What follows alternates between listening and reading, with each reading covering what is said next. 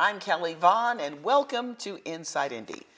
Now, I know you've heard of the shows, The View, you've got The Talk, but did you know about the Vantage Point? Yes! Yes. And you can see them here on WHMB TV 40. You're on Wednesday, right? Wednesdays, Yes. 11:30. All right. And folks, you got to watch this show. I call it the best locally produced television show, probably soon to be national at some point. Come on, prophesy. Here in Indianapolis, all right? And welcome to the show. Welcome to Inside Indy. Thank you for having us. Joining us are Dr. Jessica Mosley. Take a bow. Then we have Takoya Poiter. All right. And then we have Crystal Dunn. And then we have Jennifer Rogers. They're all hosts of the Vantage Point. I love it. So, and I love when we do this because Inside Indy, they go, how you have other people from other shows on the show. So like we shoot this in Studio A, they're down the hall at, Studio B. You know how they do that on Jimmy Kimmel's show. Yeah. So tell people what the Vantage Point is and what they can expect if they tune in on Wednesdays. Dr. Mosley. Well, the Vantage Point is a Christian talk show of four girlfriends coming together. I like to best describe it like having our private conversations now publicly, So what would you say it was, Takoya? I mean, our slogan, real women, real lives, real issues, real God. We try to make sure we're ourselves, but we'll talk about just about anything. So it's a good conversation. Okay. But from a Christian perspective, right? Yeah, we believe that God is in the center of all of our lives, and He governs what we do, how we do, when we do. And I think it's important that the world needs to know, what does God think about? What does the Bible say about just the current events and current issues, and how, as a Christian woman today, how do you maneuver through all of the social injustices, all of the current events? How do you maneuver through that and still keep God first? Okay. Did you want to add to that, Crystal? I love the fact that we can talk about whatever we want to from a Christian standpoint, but from a real woman's view, and we're not yes girls. We don't always agree, but we respect each other, and we have good, lively conversations. So how would you say you compare to, say, The View and The Talk, and how you're different? They wild. No, I'm just saying. I think we're wild before the camera starts. If you guys can see what happens before the camera. But I think our biggest difference, again, is I think we have a lot of more respect for each other and the difference of opinion. I don't think we try to change each other's viewpoint. We don't try to change each other's mind. If we disagree, we just disagree. But I think nobody's going to be kicked off the show here. It's like some of the other shows, they get into squabbles. If somebody shows up in the wrong outfit, we won't get upset. It's okay. If we all wear one thing and then, make a decision about it. I know she's doing the same, and she's different. She's Diana, and we are the Supremes. Just throwing that out. Are you going to change outfits for the second segment? No. I wouldn't put it past it. No, I'm not going to leave her out there. I did it before. I did it. So, but I think, again, the way that we gel, how do we different from The View? We're sisters. And that bond, of course, comes through God, and we love each other. I'm not saying The View doesn't love each other, but I can't compare us to them because I don't know their background. Right. We know each other's background. We've watched each other long before we became co-hosts together. And I think we respect each other's differences as well as the journeys that we've all been on. Okay. So whose idea was it for this particular show? And I know you and I had the conversation, and that are you the brains behind and the concept behind the show? Yes. I don't want to say the brains because I talked to them individually first to get their opinion. But then you go to Jenny and say, hey, well, what do you think? She just takes it and just runs with the whole thing. I was thinking something small. Because I think we tried to do this years ago. We tried to do it again years ago, and it didn't happen. So I think our kids were smaller too. And then just all kind of stuff. So it's like now we're at a different stage in our lives where we can do some of the things that we really want to do. And it just really has been a blessing. Okay, because I know she and I were having a conversation on the phone. And I'm not even, how did I run into you? I was talking to you about something totally different. I don't know. I ran into a lot. Yeah, and then we're on the phone and she's talking about radio. I'm like, honey, you need to be on TV. Okay. You know what? You remember that conversation? Right, because Yeah. I thought you was with another station, and I was talking about radio. I am on radio I think she now. thought I was Karen Vaughn. Yes. Karen instead of Kelly. TLC radio, yeah. Yes. I get that all the time, but no, I'm not Karen Vaughn. Karen Vaughn's not Reached me. out to Yeah. me too, yeah. Okay, I know. I used to work. She used to be my boss actually when I did wow. mornings for Tom Jordan morning show. So yeah. So you really deal with a lot of issues on the show, and so I was going to throw some of the issues that you've already dealt with on the show, so people watching this show can kind of get a feel of what you deal with on the show. And I thought one of the interesting shows was Can You Be Saved and Sexy? Can you be saved and sexy? So you say what? Can you be saved? Because you all have a totally different, I will say that. I never hear the same thing coming from, like you don't usually match on views. On most things. Oh, God. The word yes. Our opinions probably not. Can you be saved and sexy? Well, I don't want to say, I think you can be attractive and saved. I don't think you have to be sexy with your boobs out and your behind out. You know what I mean? I just think our view as Christian women I was telling them one day, I think we were recording something. I remember when I used to dress a certain way, all I attracted was drug dealers. But when I got saved for real, they don't say nothing to me now. Because I don't have that persona of the world. I don't have that. Okay. But So what you put out there is what you attract. is Oh what you're saying. yes. Okay. And I'm so grateful. Well, amen. So grateful, yeah. Okay. So what about you, Takoya? Well, I mean, I think you better be sexy if you're married at home. Yeah. Like there's no shame in that. But I don't want everybody looking at me thinking, oh, she's so sexy. That's not hashtag goals, especially for a married woman. So the sexy is the thing. I'm like, no, I don't need to be known as sexy.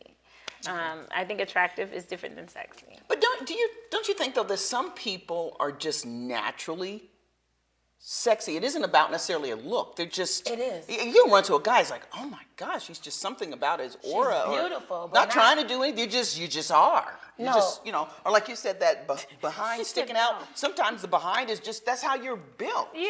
Right. That But we you built. You Why can be in that a is sexy? sackcloth. But you don't have to be, you can be now there are some people who are just perverted people, okay? But as far as me being sexy, coming across, I don't want to be known as sexy either. I don't want that. Because, it used to be, girl, that is a whole nother conversation. I'm going to be quiet. But no. I don't want that aura about me as a woman of God. I don't want anybody thinking they could just approach me and handle me any kind of way. Because most men that do that to those type of women, they're going to treat you any kind of way too. So, that's me. Okay. So, Crystal, what's your input on this? First of all, I've never seen a sexy woman. Different show. But I don't necessarily equate someone dressing sexy or provocative based off of their God-given shape. I wouldn't classify that as sexy to me. I think when we talked about it on the show, particularly we're talking about at church. And one of the things that I mentioned was I don't want my outfit or my demeanor, period, to hinder the message that I'm trying to give across at that time. Like she said, if my message at home with my husband, that's a totally different message than publicly. But as far as can you dress a certain way no matter what your shape is and not come across as trying to be sexy, I absolutely think you can. I think Jenny said this a little while ago when she talked about you were getting dressed from the inside out. If when I get up to get dressed, my mindset is I'm gonna wear this because I know it enhances this, and I got, I'm a plus size woman. There's certain things that are automatically going to enhance that I put on just because of the way that I'm built. But I don't put it on thinking I'm gonna be sexy today. I might say cute, but I don't say sexy. Okay. It's just like when you come to church. So I'm a woman who used to go to the clubs, right? So there's certain outfits that if I see them come to church, I be wanting to say, girl, this ain't no club. You come to church with your back out, your cleavage down here. You're looking for something else than the Spirit of God. Somebody say, well, that's all they have. Now you may come as you are the first time, or the second, or the third, until you build up your example. When I first got into the Holiness Church, I came to church. Instead of them talking about me, you know what they did? They went and bought me some clothes. I came up in there with not a girl pant, jiggling everywhere. I was. Okay. But the older woman came and got me and bought me some clothes. Okay. That's how you do So that. the older women teach the younger Yes. women kind of thing. Okay. Yes, I don't leave home without it. Okay. And I don't think sexy is just your clothing, though. It is the way you present yourself. That's true. And But so, again, it gets back to that essence thing. I don't know how to. You hear guys sometimes will say, she just stepped out of, out of the swimming pool in her hair, and she's thinking, oh God, I look horrible, and the guy's going, gosh. If there's a song like that, she don't know that she's. Oh, what's the song, guys? You know what I'm talking about. It's a boy band. but I know what you're getting at. Yeah. I understand the point. Okay, but go ahead. I know, because Jennifer, she's sitting there. I can see her. She's rolling her ring finger. She always has like the final word. So what's your final word on this? I think you guys have all said, I think when you're talking about saved, that's different than just being, right? I do know people who just have that aura about them, and it's usually based on where they've come from in their life, and it's some residue that God still needs to work out. So there are people that just are inherently sexual people. Prince would be one, right? Prince is the only man I know that can wear high heels and eyeliner, and you still think, oh my gosh, because he's Prince, right? But he's just, that's just his aura, right? And you wouldn't think he was funny. You just wouldn't look at him and think, oh, he's gay or whatever. Right, yeah. But there are people that have that, but then again, Prince wasn't saved. Right? We're talking about saved and sexy. That's a different, when you're saved from what? Okay, So. got you. Okay, well, one thing I want to throw this out to you all, and I know we're going to be coming to a break pretty soon, so in a minute. Okay, so I'm going to throw the question out, and then when we come back, we'll answer it. But because I was watching your show, and it came up, but it wasn't really a part of the conversation about social media. And what I find interesting is when I see women on social media, or men for that matter, and have you ever gone to somebody's page and every picture is them posing? I'm this way, I'm that way. I wanted to get the input from the Vantage Point ladies about how do you see that? What does that mean? I don't care. We're going to take a break, and when we come back, we'll have more answers from the ladies from the Vantage Point after this.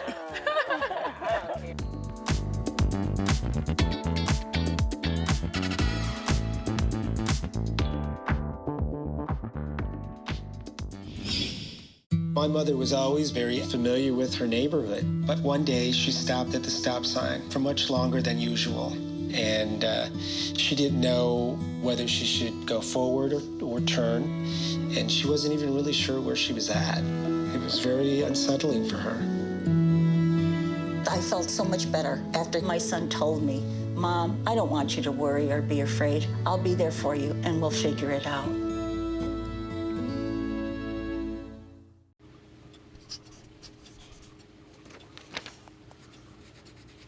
If you love them enough to relearn math so you can teach them math, then surely you'll check nhtsa.gov/the right seat to make sure they're correctly buckled in the back seat.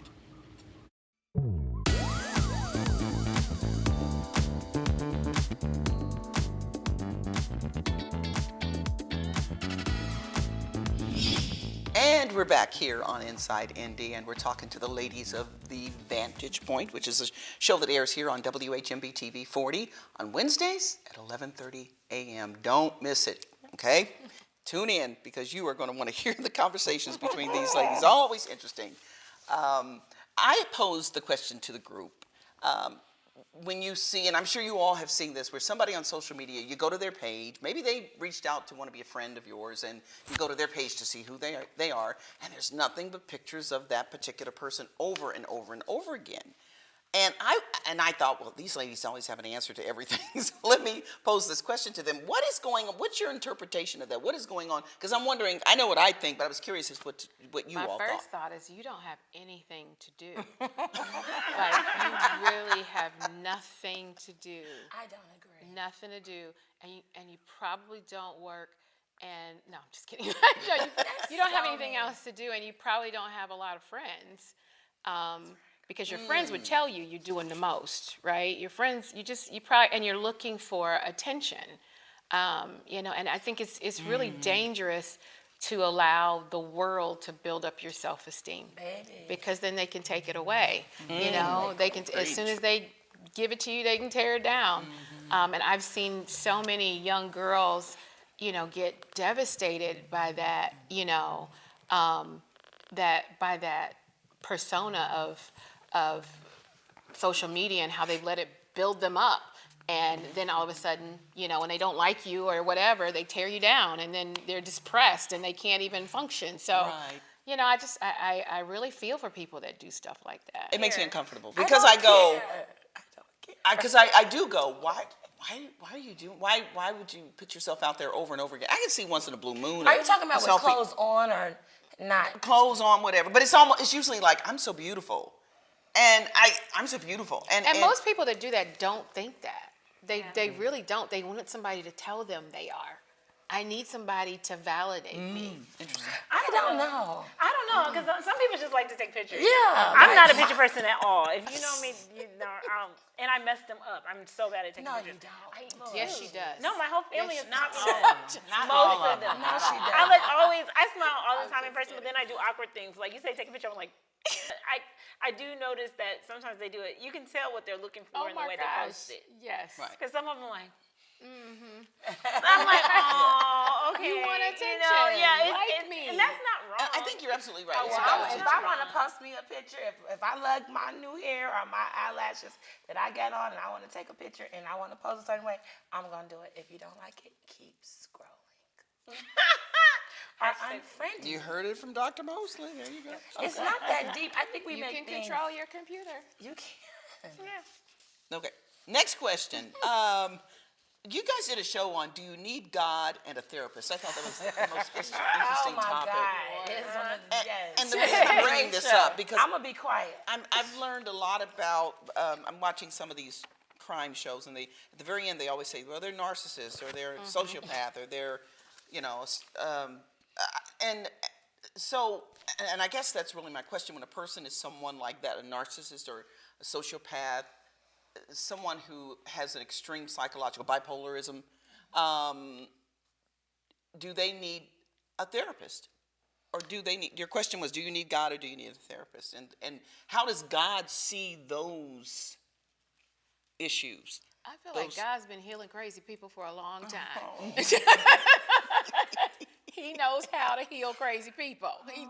All in the Bible, you see where he's healing a lunatic son and somebody with a spirit. God knows how to deal with that stuff, right? But it really depends on the faith of that person, too, right?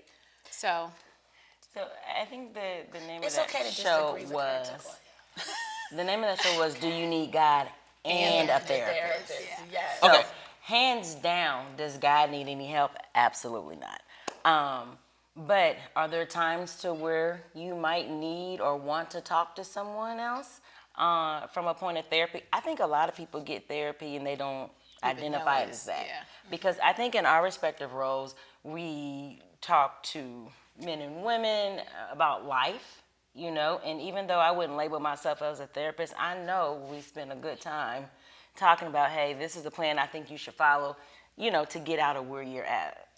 To get out of what you're in. I'm not a therapist, never You That's didn't not it. answer the question, But though. what's the question? No, you were about to answer, then you went on. So do you believe that people can have Jesus and a therapist? I noticed that you tap dance around it. You Never tap gonna dance. have to tap Well, then dance don't around tap dance. Answer. But in explaining the my big chair. answer, No, let me the get out the other explanation chair. to my Next to you. answer is hands down, I believe God can do whatever he wants to when he wants to because he All is things a are healer. possible. Going back to my point, I do think that, yes, some people have both. But the key is I'm not using a therapist to replace the role that God plays in my life. I think Takoya phrased it like God gets first dibs. No matter what I have going on, whether I'm talking to them, some other friends, or even a therapist. I have friends that are mental health counselors who have been a great support to me and my family, my children, and just different stages of life. But I don't lean on them for the final answer or for my healing. It's just counseling. It's just a conversation. That might affect me, but they have a perspective. Okay. Did I answer that or was I still dancing? I will say, with the extremes you mentioned when you talked about like psychopaths and narcissists, those things have impacted people outside of themselves, and they have consequences that you have to answer to, and so you don't get to just answer in your head. You don't even get to just answer to God when you've impacted other people. You have to answer to those people, and you have to answer to the system. And I think the only thing the system has to offer you is counseling. It really is.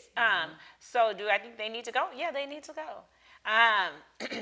Now, I don't see where counseling can add the conclusion to the matter that God Now can. that's the answer right there. And, well, I thank you. That's it. That's it. That's it. And so counseling can talk you through it. Counseling can help you understand yourself. Counseling can help you even know where to put it to a certain extent. But God is a healer. That's right. And he's a counselor in that he brings you to a conclusion. And so God and a therapist, there's times where he might use both. But the therapist will never do what God can do, but God can do what the therapist can. That's right. Okay. He can okay. settle the matter. Good answer. Okay. Said Dr. Mosley. Because here's my thing. We feed our children, right? Because they cannot do it. They cannot go out and provide the means to take care of themselves. I am just a resource, but God is the source that works through me to be able to provide those things for my children. Counseling is the same thing that I look at it as that. I know who my healer is, but I be needing somebody to talk to. Like, I'm in therapy now, and I need it. Okay? Does that make me crazy? No. I understand that God is my healer. But I was thinking about something that they said on the podcast. But what is going to be the result of it? You were asking a question about, tell me how the end looks, and of course I'm not going to stay in it forever. I know that. But when you are wounded in your heart, I had a wound emotionally. Yes, I can go to church, praise God, all of that good stuff. But when I leave the sanctuary, I still have to be alone with Jessica and her thoughts. So I want to make sure that I am the best Jessica I can be. And I believe that God, and it is a Christian counselor. And I think we all need each other. I think when God made man, it's not good for you to be by yourself. I mean, that's the first thing, right? That one of the first things he said. That. Okay, that's another. I think No, I struck a I'm nerve. listening. I don't know. But it just says that we have a need for each Taylor, other. you gotta watch their faces. They're trying to throw you out with their faces. You gotta Watch them. You gotta stay focused. But let me ask you this though. But when it comes to when it comes to things like how does God see narcissists? How does he see sociopaths? Because even online, I've looked at videos about from different counselors and even Christian counselors who will say when it comes to a narcissist, they'll say run. You can't handle it. Only God can deal with them. And a lot of times, I've even heard Christian counselors say that it's just like almost impossible to get through to them because it's all about them. They have no empathy. They don't even really love their own children. They love them for a reason, but not for the same reasons that you and I would. It's really deep. And then when you think about sociopaths, when you see those trials and they have no remorse. These people label everything. You just can't win with them. Everything is a label. They're a sociopath, narcissist, schizophrenia. I mean, they Right, want right, to label right. every single thing. Some people are And deeply will they- traumatized. That's another label too. So I mean, Will they be held accountable in the same way that someone who is sane? I'm not God. God is a just and righteous God, and that's going to be left into His hands. Okay. And I think we get very caught up in the labels. I actually agree with Justin. Oh, an That the agreement here. labels and What? the definitions. I think we take the definitions and say, wow, this is big. And I don't think he has to flinch. It's never been big. It's never been big. It's always been about, are they ready to repent? Are they ready to change? Are they tired? We have different degrees of getting there. But We they're do. saying narcissists don't have the capability to repent. I just believe No? God I can don't- save I don't anybody. believe that. Anybody. I don't believe that either. He can save anybody. I just believe that. I don't believe there's a person out there he can't reach. Okay. If they want him to reach them, and if he wants them, I just don't believe there's anybody God can't heal. And because we encounter so many people and so many testimonies, I don't know what they've seen, but I know so many people and so many testimonies. One of the biggest ones at our church, he always testifies about being on the mental ward, being locked down, being drugged up. And it's funny because another minister has joined our church, and he was actually the person who worked on the ward. He's like, no, He's we had telling him the truth. chained. Yeah, we had him down. He talks about the things he did in the streets, that he couldn't control his mind. But God has kept this man for over 10 years. Yes. And with all the diagnoses. And so I think it's about what you're seeing. Okay. Okay. If I There- can jump in on that. He just told me we were out of town. Time. 5 seconds. Again, just because it's impossible with man doesn't mean that it's not possible with God. There's nothing too hard for him to do, whether it's a mental issue or a person or whatever health issue is. God can handle it. Okay, well, we're out of time. I had a blast. I'm so glad the audience got a chance to know you. Watch them again, The Vantage Point, Wednesdays at 11:30 a.m. here on WHM TV 40. We'll see you next time. Everybody wave. Bye. Bye-bye.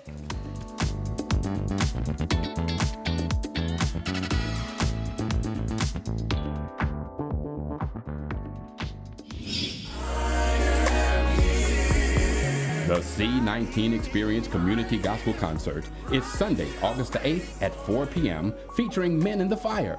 The Olivet Baptist Church is the location at 4141 North High School Road, with food trucks, vendors, and VIP seating will be available.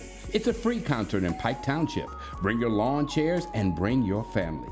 Enjoy the music ministry of Men in the Fire. This is a C19 Experience. It takes less than 1 minute to find out if you may have prediabetes, and you can do it here. So what are you waiting for? Just go to the site.